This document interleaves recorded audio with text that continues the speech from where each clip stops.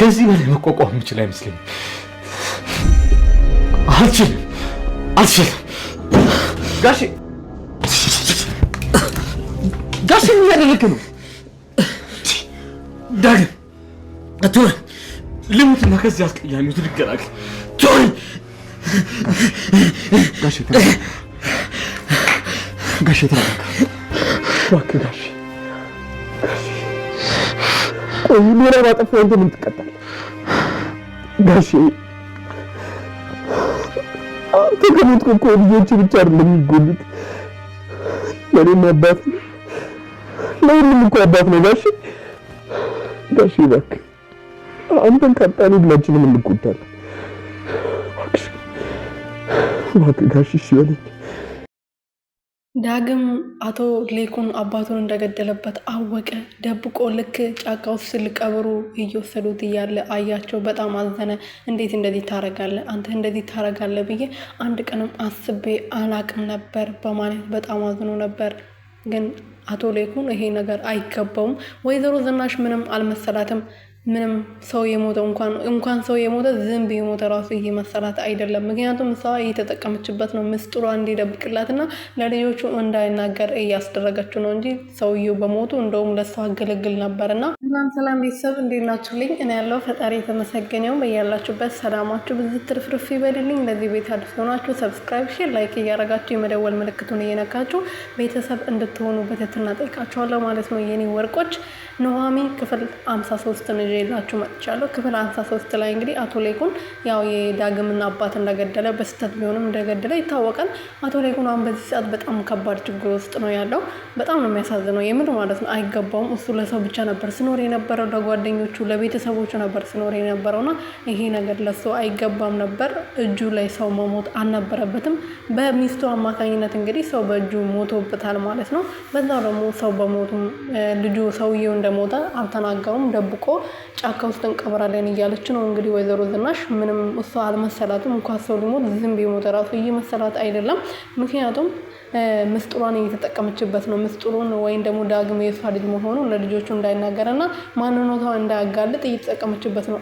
አንተ ምስጢርን ጠብቅልኝ እስከለተሞተ እኔ ምስጢርን ጠብቄል እኖራለሁ በማለት ታስፈራራው ነበረና አቶ ሌኩን ግን እኔ ከዚህ በላይ አልችልም፣ በቃኝ፣ እኔ ምን አድርጌ ነው አምላኬ ይሄ ሁሉ በደል ያደረስክብኝ በማለት ነበር ሲያለቅሰው የነበረው። በጣም ነው ያሳዘነኝ የምር ማለት ነው።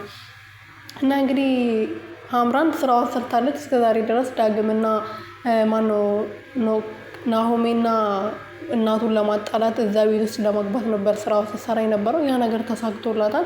ልጅን ያስወረደችው እናት ናት በማለት ኤርሚያስ ያስወረደው ልጅ ኤርሚያስ ገፍትሮ የወረደባት ልጅ ከስንት ጊዜ በፊት አሁን እንግዲህ ቡና ጠርታ ቡናስ ጋብዝሻለሁ ብላ ቤቷ ድረስ ጠርታኝ መርዝ አርጋባት ሰታኛለች በማለት ለናሆሜ ተናግራ፣ ናሆሜ ደግሞ እንዴት ልጄን ትገያለሽ? አንቺ ምን አይነት ጨካኝ ሴት ነሽ? እንዴት የሊት ልጅሽን ትገያለሽ? ከዚህ በፊት እኮ ላስታወስሽ ለኑሃሚን ልትሰጫት የነበረው መልስ የቀረውን ነው ለሷ የሰጥሻት በማለት ከእናቱ ጋር ተጣልተዋል ማለት ነው። ወይዘሮ ዝናሽ ደግሞ ይሄን ነገር ምንም አታውቅም። ከሀምራን ጋር ድጋሚ ሄዳ በጥፊ መታጣታለች ማለት ነው። ሀምራን እንግዲህ ስራውን በደንብ ሰርታለች፣ ተሳክቶላታል። ወደ ቤትም መግባት ትችላለች ማለት ነውና ኤርሚያስ እንግዲህ በዚህ ነገር በጣም ደስተኛ ነው። ከዚህ በኋላ የዛ ቤት ንግስት መሆን ትችላለች፣ እዛ ቤት መግባት ትችላለች። ከዛ በኋላ ደግሞ የምታገኘውን ግማሽ እናገኛለን እና ቅናሽ እንኳን ቀናሽ በሰላም ግቢ ብሏታል። በዛሬ ደግሞ የሚያወሩትን ነገር እንዳለ ሊከርድ እያደረገ ነው እንዲጠቅመው ማለት ነው። ወደፊት ገንዘብ ስታገኝ በሱ እያስፈራራ ገንዘብ ሊቀበላት በማወሩበት ሰዓት በሚያወሩበት ደቂቃ በሙሉ ሊከርድ እያደረጋት ነበረና ሀምራን ደግሞ ቆይ ወይዘሮ ዝናሽን ላስወግዳትና የእሷን ችግር ልጨርስና ወደ አንተ እመጣለሁ፣ አንተንም ከቤቴ ውስጥ መንቅሬ ያወጣለሁ ብላለች። ያሳካልሽ እልሻለሁ፣ ሌላ ምንም አልልሽም ማለት ነውና ዳግምዬ አቶ ሌኩን እንግዲህ በጣም ችሎ ነገሮቹ ሲደጋገሙበት አሁን ድጋሜ ናሆሜ መጥቶ ልጄን አስወረድሽ ብሎ እናቱ ሲናገር ከዛ በኋላ ራሱን መቆጣጠር አቅቶ ገብቶ እንግዲህ መድኃኒት ሰብስቦ ራሱን ሊያጠፋት ዳግም ነበረ ደርሶ አቶ ሌኩን አንተ እኮ እንደዚህ ማድረግ የለብም፣ አንተ የሁላችንም አባት ነህ፣ የሁሉም ሰው አባት ነህ፣ አንተ አንድ ነገር ብትሆን ልጆችህ እኔስ ምን ሆናለሁ በማለት ሲማጸነው ነበረና በድጋሚ እንደዚህ እንዳታረግ ብሎ መድኃኒቱን ተቀብሎታል ማለት ነውና አይገባውም ነበረ። ዳግም ደግሞ አባቱን ተገደለበት አያውቅም። አባቱ እንግዲህ እስር ቤት በፖሊሶች ሲፈለግ እንደነበረ የታወቅ ነው። እዛ እስር ቤት ገብቶ ሊሆን ይችላል፣ ወይም ደግሞ አገር ቤት እሄዳለሁ ብሎ ነበረ። እዛ ሄዶ ሊሆን ይችላል እንጂ አባቴ እንደዚህ በድንገት ሊጠፋ አይችልም በማለት ከኑሃሚ ጋር ሲያወራ ነበረ።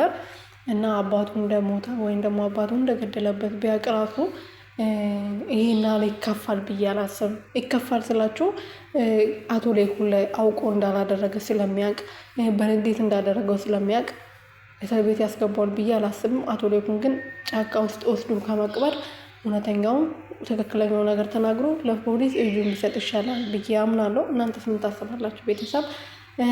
ኑሃሚ በዚህ ነገር በጣም አዝናለች፣ እንደዚህ በመፈጠሩ አቶ ላይኩን እንደዚህ በመሆናቸው። የኔ አባት ለእርሶ እኮ ይሄ አይገባም ነበር፣ እርሶ እኮ ለሰው ነው የሚኖሩ